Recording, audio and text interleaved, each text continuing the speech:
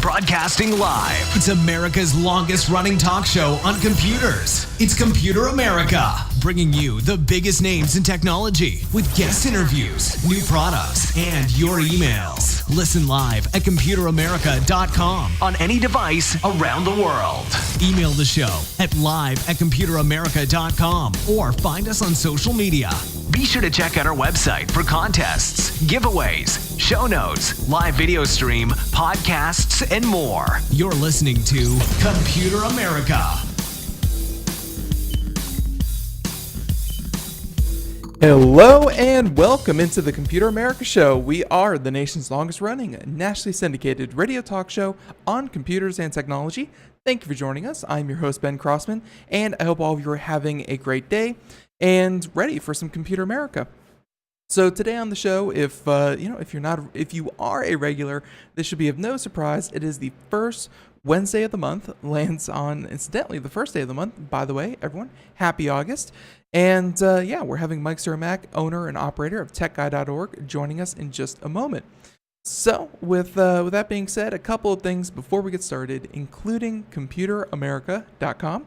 That's where you'll find everything from the show notes to a link to our guest website, any articles, videos, anything and everything that we talk about here today will be included in one place. So if you're busy, if your hands are tied, as soon as you escape, don't worry, ComputerAmerica.com has your back.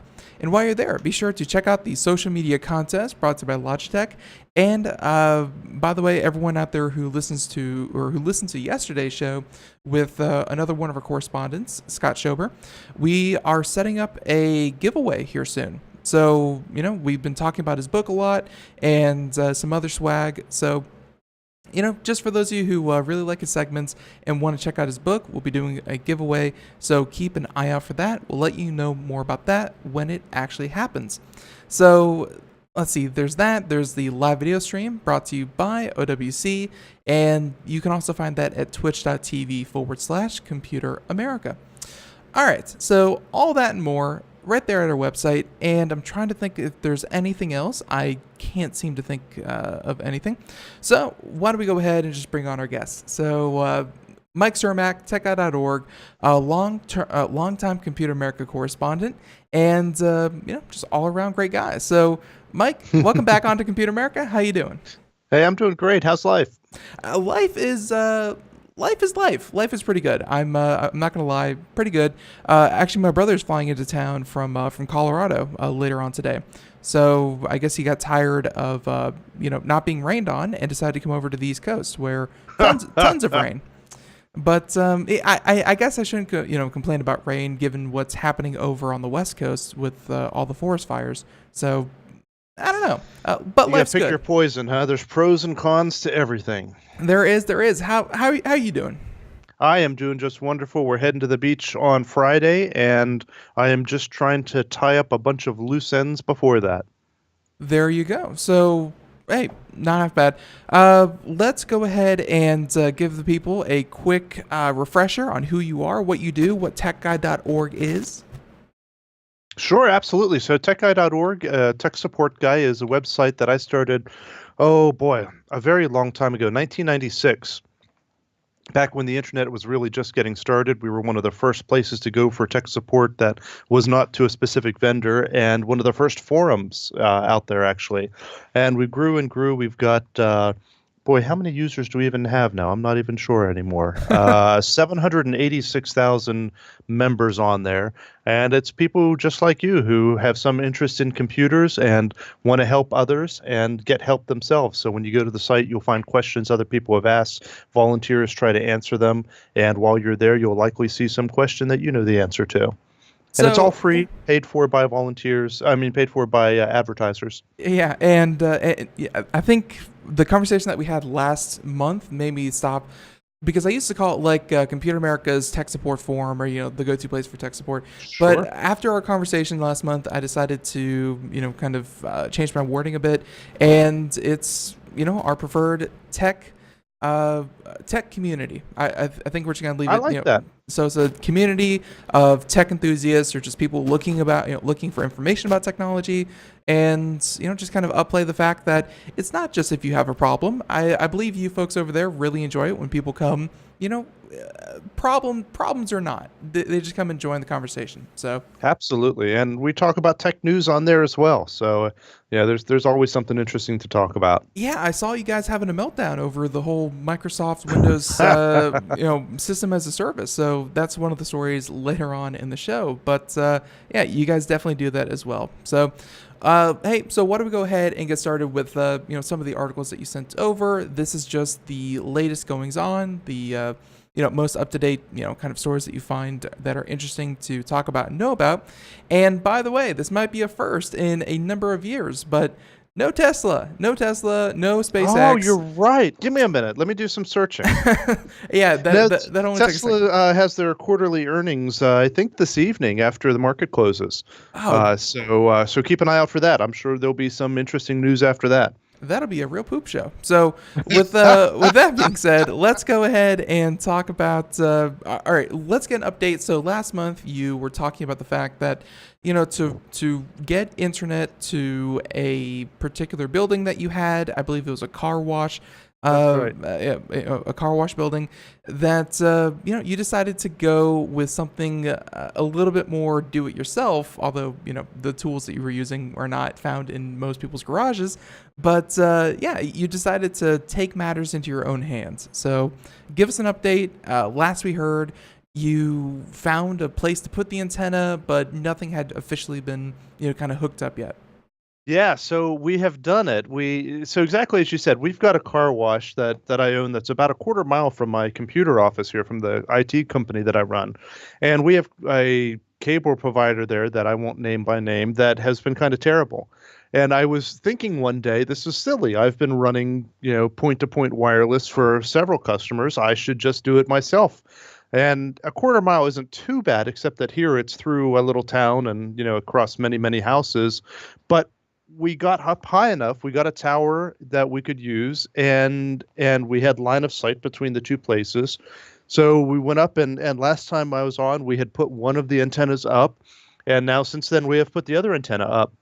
And we're using Ubiquiti nano stations, nano beams, Mhm. Ubiquiti nano beams, and they work great. They were super simple to put up. I love Ubiquiti stuff, and they're up. When we first put them up, we had them set at like 80 hertz, I think it is, the bandwidth. Right. So we were getting like 350 megabits across the connection.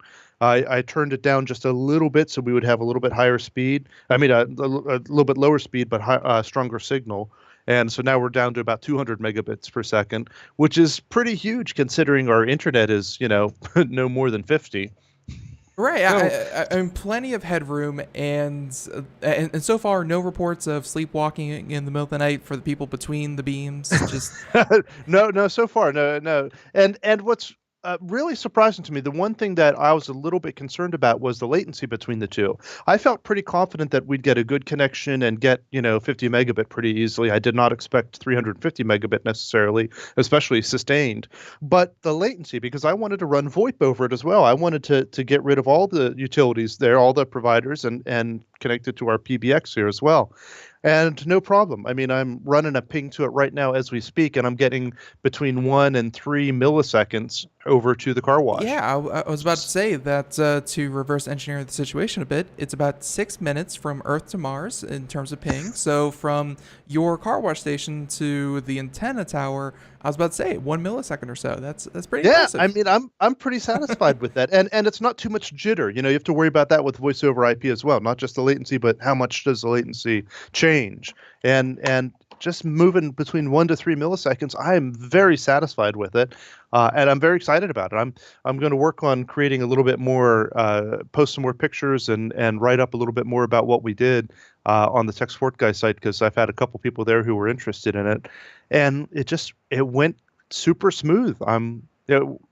We even had really bad thunderstorms here recently, as I know you guys have as well. Mhm. And I was watching everything real carefully, watching the spectrum analyzer on it, watching everything was just perfect. I mean, it's only a quarter mile, right? These things can go miles, but it's just, I'm so satisfied. I'm very happy with how well it's worked.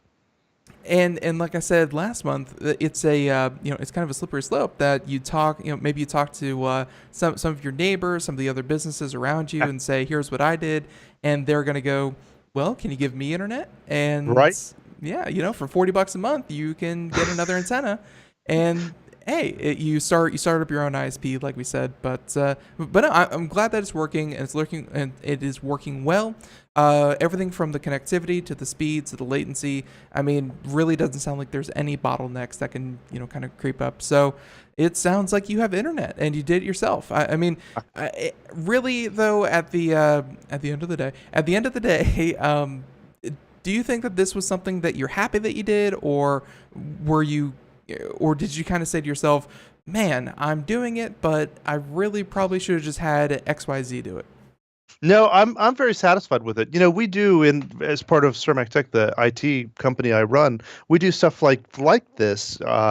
Periodically, we do security cameras and do wireless ubiquity beams over to it, and have done things like this before. So I'm happy to do it myself, and it was kind of fun to do, and had a couple of my guys give me a hand doing it. I think it's just an excellent solution, and it's going to be handy because we have security cameras over there at the car wash as well, and I can sit here and watch them from here, and it doesn't have to go out and use up all of my bandwidth to do it. It's a direct connection between here and there. Very, very cool. Yeah, it's just I'm geeking out on it, but it's just really a fun thing. I was telling my wife about it the other day, and she just could not care less. I was like, you don't understand. This is so awesome.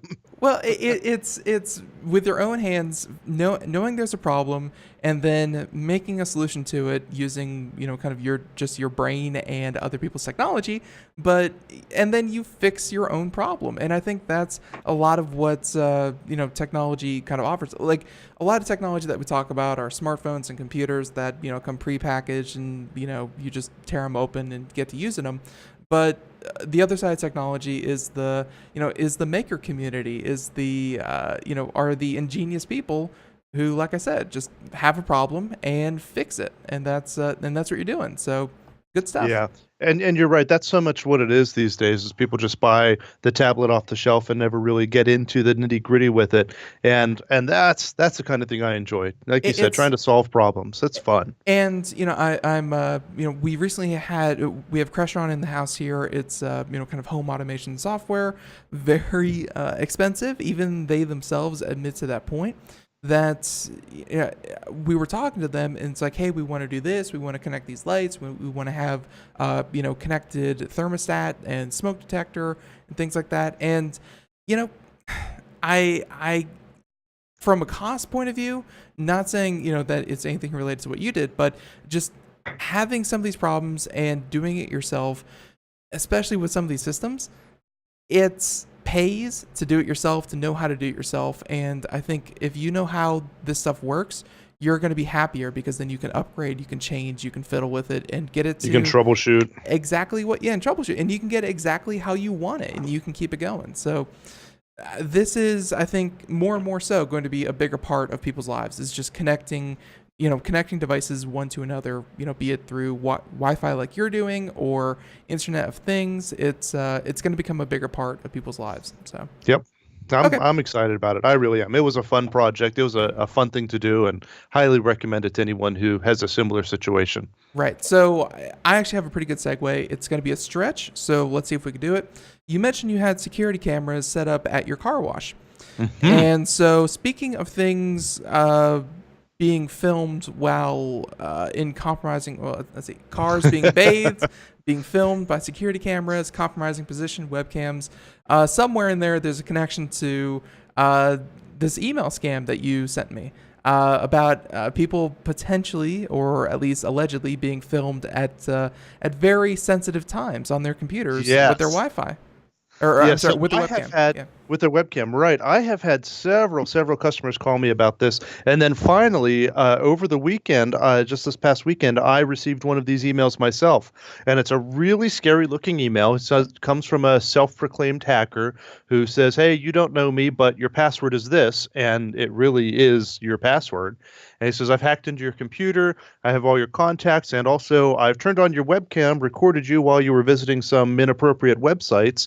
And I'm going to share that video with all of your contacts if you don't send me a set amount of money, usually between $1,000 and $3,000. And here's my Bitcoin address. Go ahead and send that over. And if you don't, I know you opened this email, by the way. If you don't, then I'm going to send this video off to everybody. And I have had people so terrified. I showed this email to someone else, and they said, well, obviously that's a scam. No one would fall for that. And it is, except for the whole thing about they have your password. That terrifies people. They're like, well, maybe this is legit. And of course, the way that they actually have your password is not from hacking into your computer. It's from one of the many, many, many leaks of passwords that we've had from major sites over the last couple of years.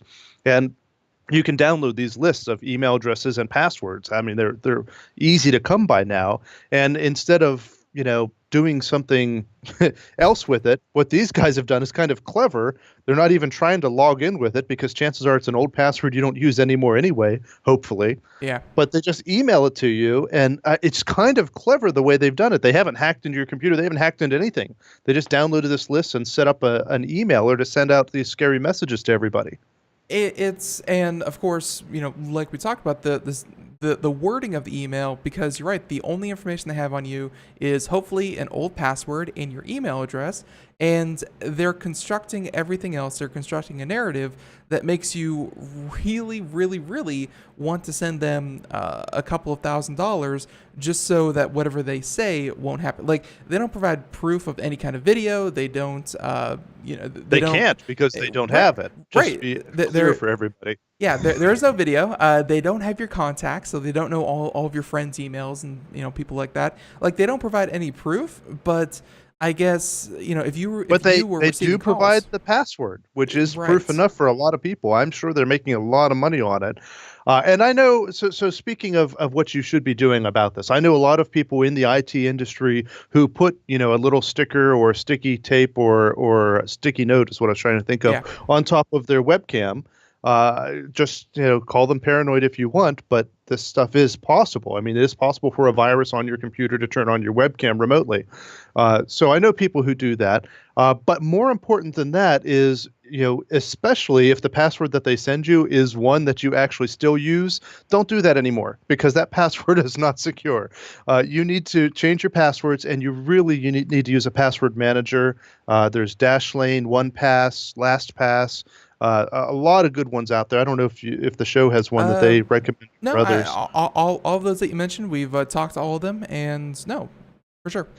They're all good ones. There's pros and cons to them all, but it doesn't matter. Pick a password manager, download a free trial of one, and use it. And the big thing with the password manager is that you're going to have a secure password for each of these websites that you go to, and it'll be a different password for every website. So when I go to whatever different websites that I have to log into, each one has a different gibberish password. I don't have to remember what it is. The password manager keeps track of it for me. I just have one master password that hopefully is a very secure one. And that's just the way to do it. I mean, it's just that way. If one site gets hacked, as has happened to many, many big sites recently, then that doesn't compromise every other website you've ever visited because you've used the same or almost the same password for all of them.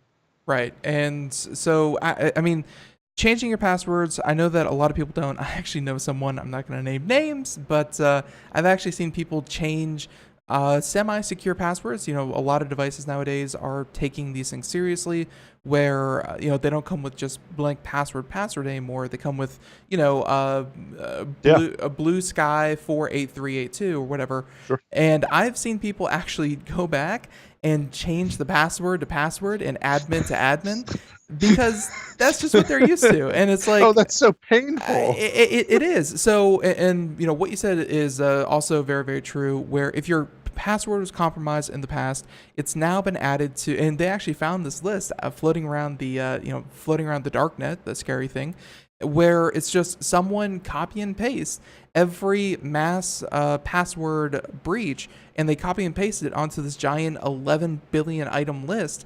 And password crackers, kind of go through and try every one of these entries.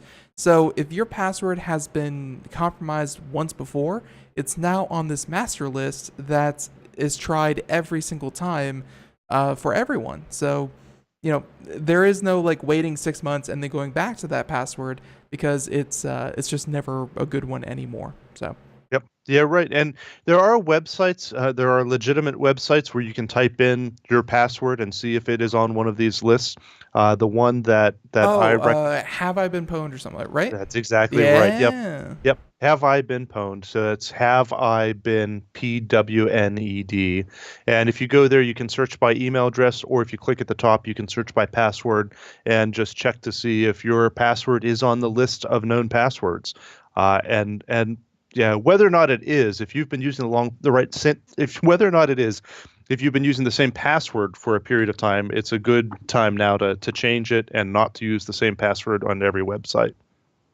And I was just talking about, kind of how they, how they have this master list. And I always get kind of suspicious with this website. I'm like, if they were building a list of, passwords to add to the list, I feel like, because it tells you, I just tried one of my passwords. That's one of my more secure ones. And it's like, and what is that? What is that password? And actually, this is actually a tip that I've told other people. I don't think I've said it on the show recently. One thing that I did.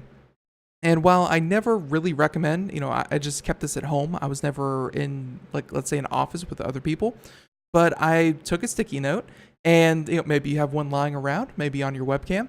And I wrote down my password. And it was like 7A1Q3W4Z1T or something like that. And I changed one character in there just so people, don't go back and try to save it. But I actually have it memorized, and I wrote it down. I used it every single day, and eventually I memorized it. And now, and of course I can add, special characters in there if I wanted to, if a website makes me. But I feel like that's convoluted enough that I can like use that as my one master password for things like, for these other services. But like, I was always concerned that it's like, good news, no opponent has been found of your password. I was like, what keeps them from copying that down and sending that to the list? So now it has been, compromised. But so far, well, fortunately, this is run by a legit company, Right. 1Password, so unlikely that they would do that. But everything is possible. I mean, someone, you never know. And it's funny you mentioned that. There was a cartoon I saw that came out recently, or a little comic strip, and it had a, type in your credit card number to see if it's been compromised. Right. It's like, oh yeah, sure. Here's my credit card number. Yeah, it has been compromised. Right. So, but to reiterate, so this, this one going around, I'm sure that if by now, most of the major email, kind of providers would have caught this in spam, it would have sent it to spam by now. But if you see one, odds are you were probably not filmed doing anything inappropriate, and you will probably not have to send anyone a couple $1,000s via Bitcoin. So very, very cool. And again, you brought that up, just because we've seen other scams pop up. We just had a couple yesterday that we talked about. They're getting trickier. They're getting. It's not just the old, hey, I'm a despondent Nigerian prince, and I need you to send me your routing information so I can send you back taxes. It's they've gotten more clever. That's for sure. They certainly have. So always be suspicious with these things, but take this opportunity to improve your password security. It's just something you need to take the time to do. And look at all these people in the chat room typing out their passwords. 1234 5678. they have no sense of security, no sense of propriety. Okay. One more thing real quick before we move on Sure. is in terms of picking a secure password, another thing you may want to consider doing is using a phrase instead of just a password, instead of, 8 or 12 characters for your master password or for very secure sites that allow you to have a longer password. The longer the password, the better. And if you use a phrase, Ben is a cool guy, whatever, Oh. that is a lot harder for a computer to crack than even Q514, BW. It's just exponentially more difficult whenever it becomes long like that, especially if then you throw a special character in there, a comma or whatever. It can really make it difficult. So and yet it's easy for humans to remember. It's easy for humans to type, but it's difficult for computers to figure out. So that's something Right. else that people may want to consider. No, also a very good trick, and I just looked it up. Most password forms allow you to have up to 32 characters, I think. There's always a concern, 32, 16, 24 characters, whatever it will allow you. But, if you do something nonsensical, giraffe has a hammer, 32, that's probably much more secure than just, hammer 32. So Absolutely right. Right. Yep. So very, very good advice. Let's go ahead and skip on over to one of these other stories because, hey, we're almost to the half-hour break, and I think we've talked about like 2. So tons of these, and again, all these in the show notes.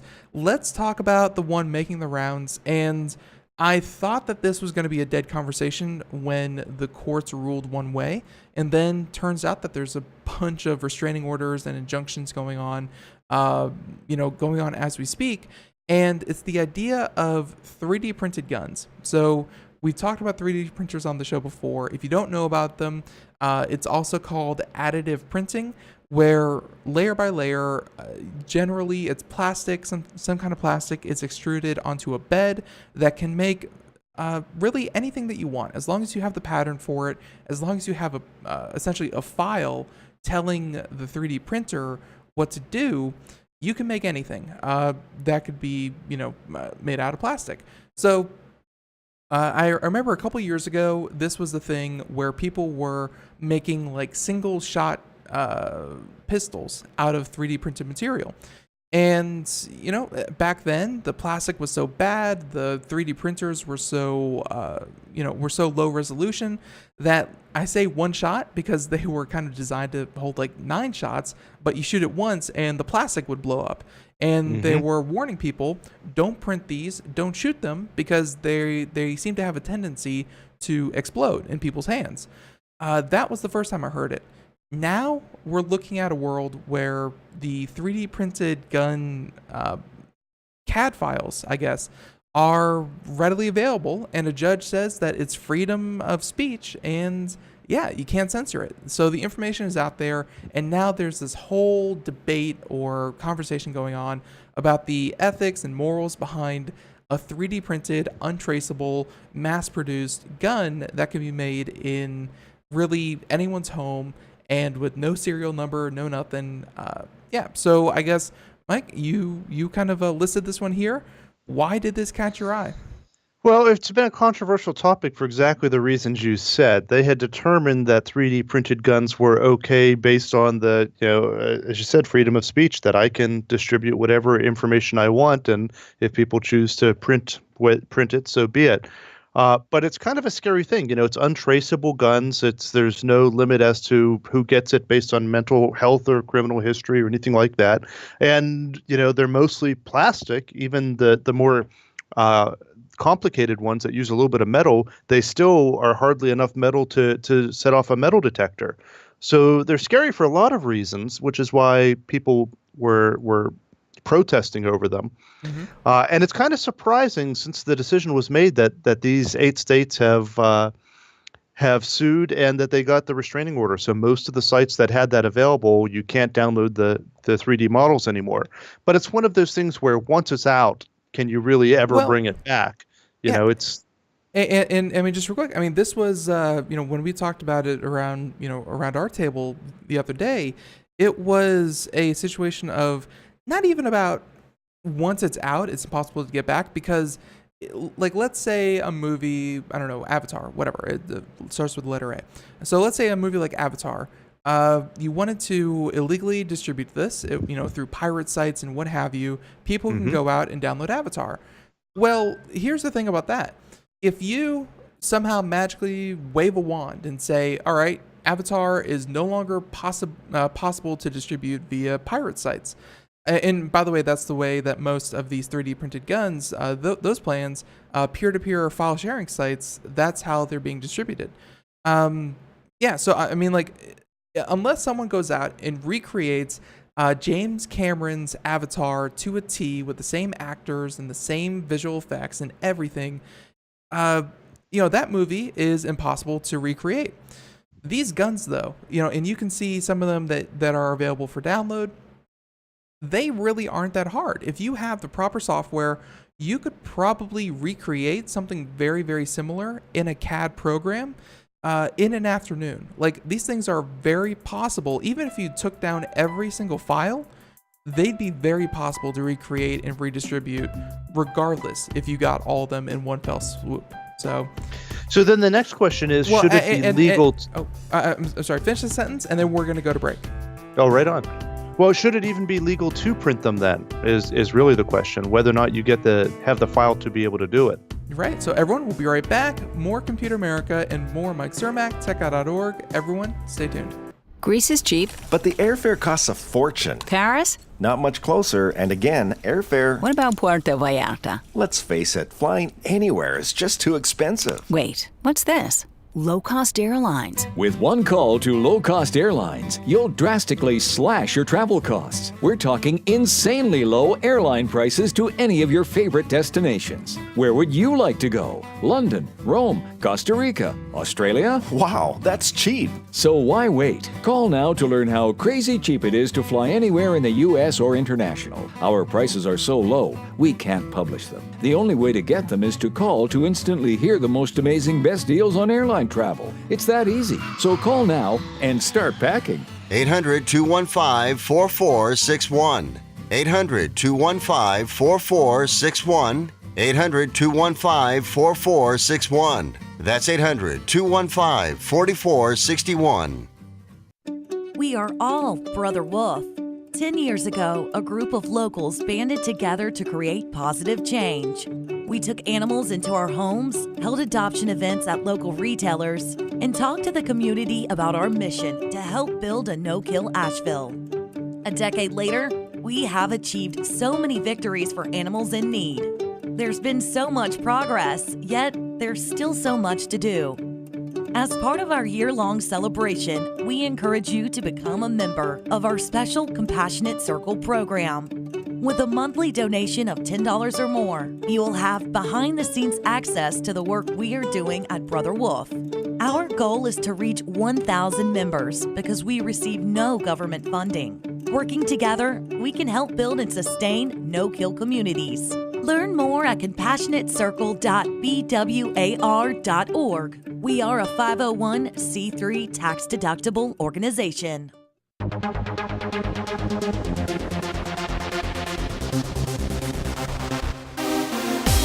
And welcome back to the Computer America Show. It is 32 minutes past the hour as we continue on here with Mike Cermak, TechOut.org. And by the way, if you missed any part of today's program, you can check it out wherever podcasts are heard, be that iTunes, Google Play, iHeartRadio, SoundCloud, Spreaker, Blog Talk Radio, and so much more. You can find today's show in its entirety right there. But if you're listening to us live on IRN, we thank you for that. And we continue on with our conversation about, well, 3D printed guns. And, had to cut Mike off there just for a second.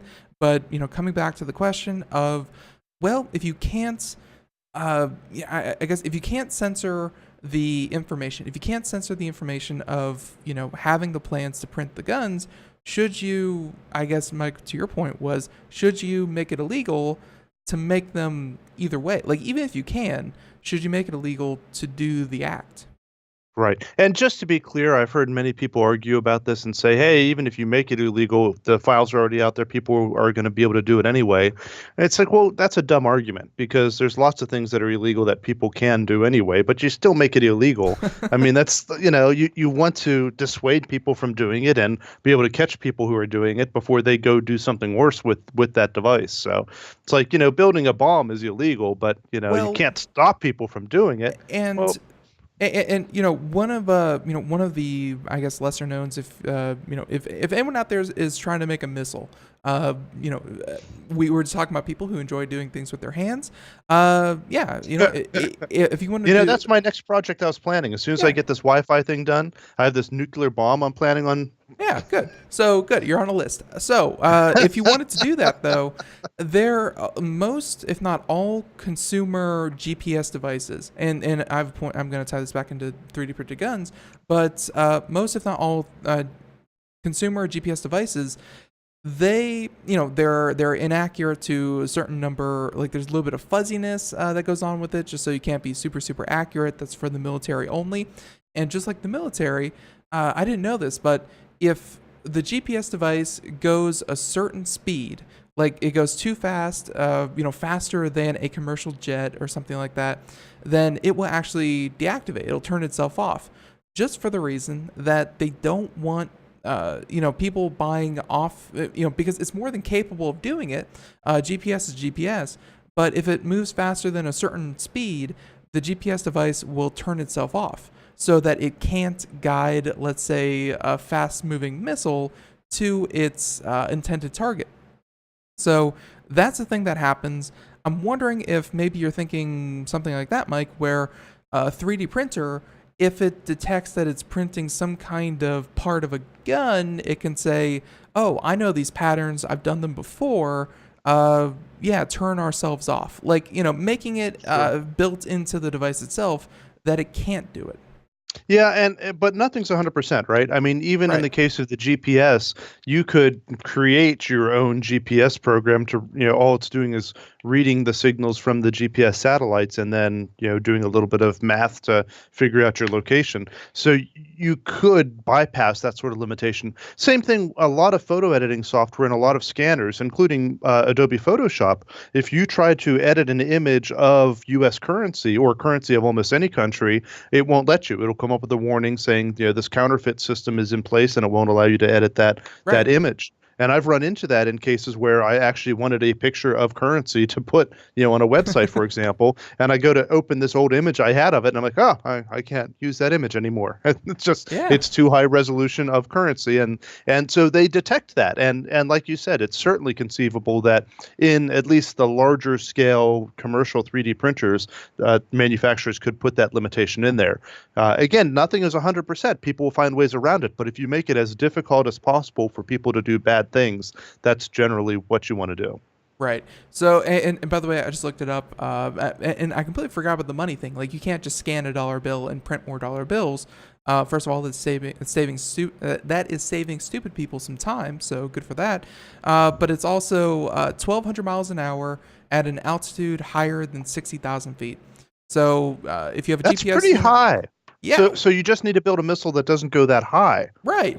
But then you have to worry about like seagulls, and that's just a whole thing. Oh, so yeah, that's true. Yeah, true. So there's that, and then the money thing. I guess in my, there's a lot of conversation about should this be legal. I think it's one of those cases of whether or not you make it legal. I know how to do this. I'm sure you have some idea how to do this. It's not something that you can really control anymore. It's just going to happen. But I think if they got together with, some of the bigger 3D printers, the MakerBots of the world, I think if they make it at least a little bit difficult, then they're going to stop a lot of people from at least attempting this just to attempt it. So I think that's where we're going to kind of land on there. And, some people are trying to turn this into like a Second Amendment kind of thing. And at the same time, whatever. I've heard that argument. Yeah. And I kind of agree with you. Yeah. I would think the gun lobby would be so against this because, they're the ones who get to control and watch and monitor the flow of firearms, and this is, untraceable. But either way, all right, so there's that. And by the way, I'm sure that the point from a couple years ago when we first heard about these is still relevant. If you do print one of these, because we've just talked about this, it's certainly possible. If you do print one of these, be careful, because they're made of plastic and they tend to explode. So, don't hold them close to your face. Or in your favorite hand. Or in your, do it in your offhand. So, or hey, give it to a friend. So with that being said, before we get arrested, let's talk about some of these other ones, and let's go ahead and just real quick talking about controversial topics. All right. So there's been a lot of events happening in schools and here in the U.S. I kind of regret bringing this one up right up after the 3D printed gun situation, but in the U.S., smartphones and phone calls and having the ability to convey information to authorities or even people or even kids' parents, it's been a literal lifesaver to a lot of individuals during times of crisis in schools. And while I can't speak to the rate of that in France is attempting to ban smartphones. So you have this article here from let's see, I believe you found it from Engadget, so we're gonna go with that one. And yeah, France is looking to ban smartphones in schools. So why did this one catch your eye? Yeah, well, of course, that's another good controversial topic, right? So France has been doing a couple interesting legal maneuvers around cell phones for a while. Recently, they were in the news for a ban against using them while driving, and which, of course, is something most U.S. states now have some sort of law around. But they're trying to do blanket wide in France, and also trying to limit kids from being able to use smartphones in schools, which seems like a logical thing that you'd want to do, but it's a really difficult area. Like, my wife is an elementary school teacher, and it's something that we've discussed even among her friends as well, that, it's difficult to outright ban them because students generally want to have it and parents want them to have it after school, for the trip home or what have you, or in case of an emergency or something like that. And especially if they're going to after school activities, to a sports game or some other event afterwards, you want them to be able to communicate. Mm-hmm. So outright banning them is something some schools have done to the point where you're not even allowed to have it in your locker. And that doesn't quite make sense to me. But then anything less than that is really difficult to enforce. Well, I feel like even having it in your locker, that would, kind of defeat the purpose of having a smartphone, in a lot of situations that we have kind of talked about. I guess one of the, let's see, they said that, according to the article, but experts fear excessive mobile phone use and the allure of the internet may be fueling cyber addiction, sleep disruption, and bullying. I'm not sure. Sleep disruption doesn't happen during class. I don't know. I'd hope not. There was definitely some sleeping going on in my classes. Yeah, me too. But all right, so sleep disruption, that'd be too funny. But no, sleep disruption that happens after school at home. I don't think that's kind of something that the school can control. Bullying, that also happens after school. Cyber addiction, I kind of get where they this is quote unquote work time. This is time that we dedicate to developing your skills, and this is the time that you get to have your phone and you get to socialize and do this kind of thing. I just don't know if banning it for 6 hours, 6, 7, 8 hours a day, however long kids go to school nowadays, I don't know if that really gets to the heart of the issue of smartphones I think France is trying to tackle.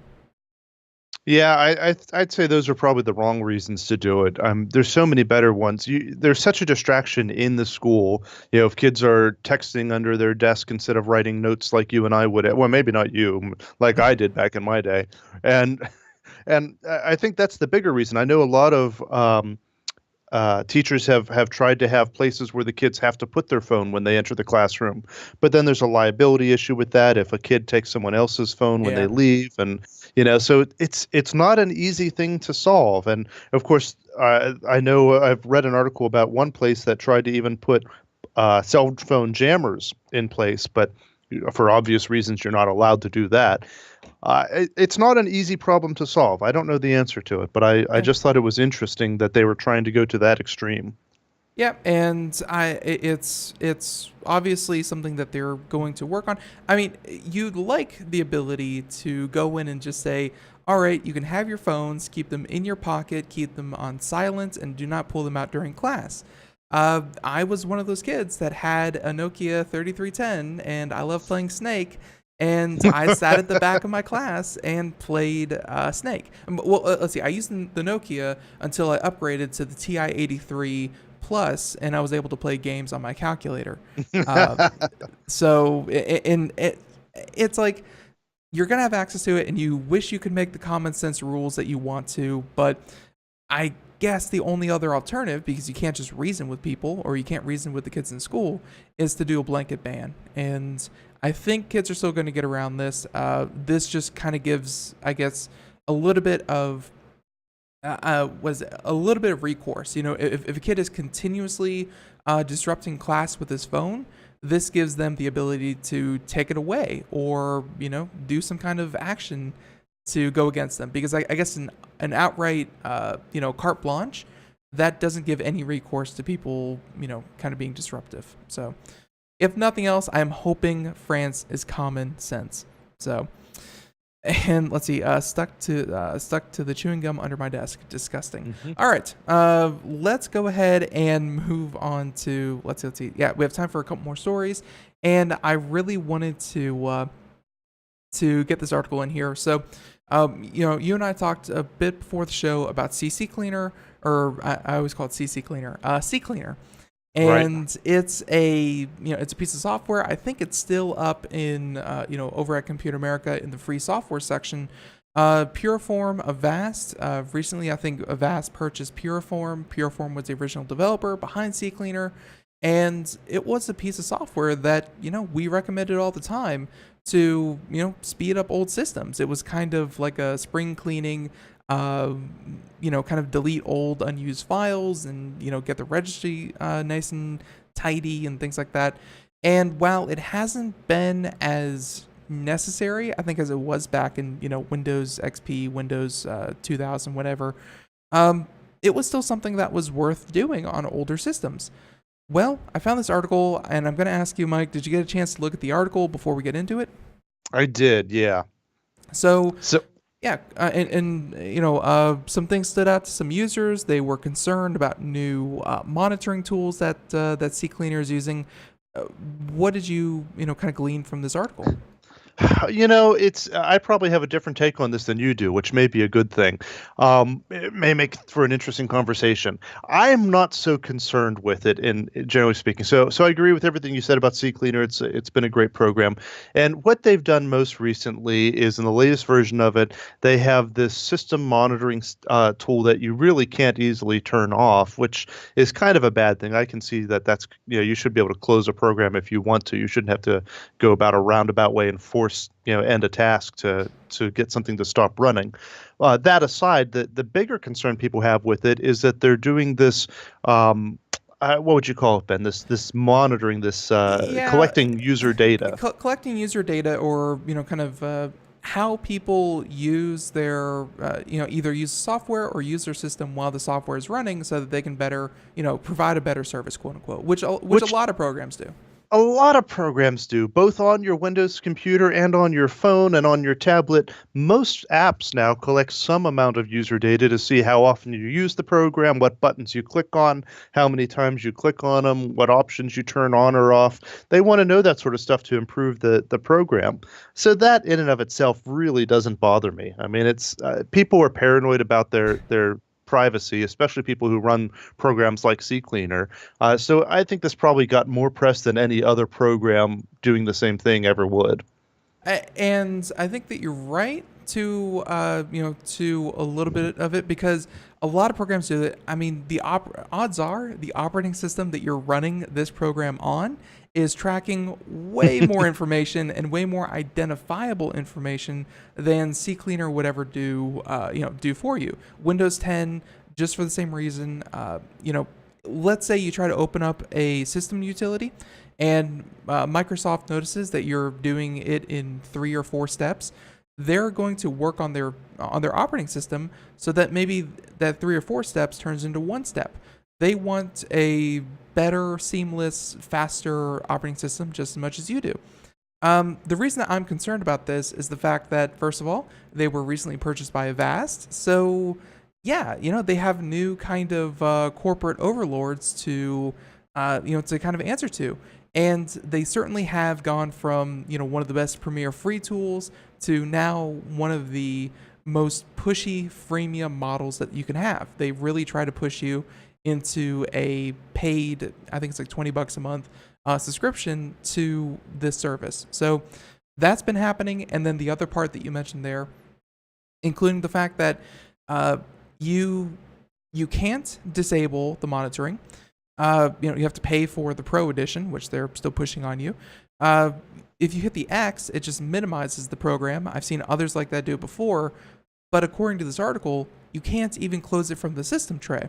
You have to go, that's pretty scammy. I agree with you there. You have to go into the task manager, right-click task manager, find it in the running applications, and then force quit it there, which is something you normally only do if something is not acting up properly. So I think that's if it's the sort of program that CCleaner would be there to remove. Right, exactly. So you have to find it. And then the other thing is the fact that you can't delete it from the startup menu, because as soon as your computer starts up again and you ever use it again, it will recreate that shortcut to the startup applications, and it will kind of redesignate itself as a startup program.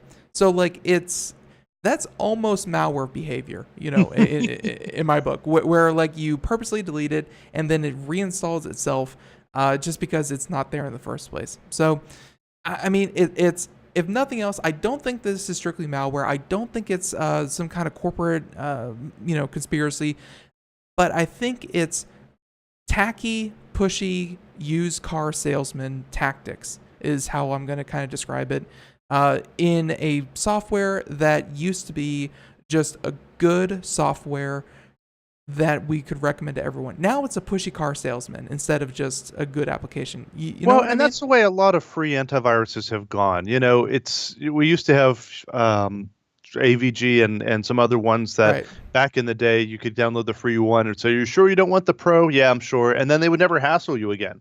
And none of the free antiviruses really do that anymore. You can't blame them. They make their money by selling the Pro one. Of course they're going to hassle you to buy it every time you use it.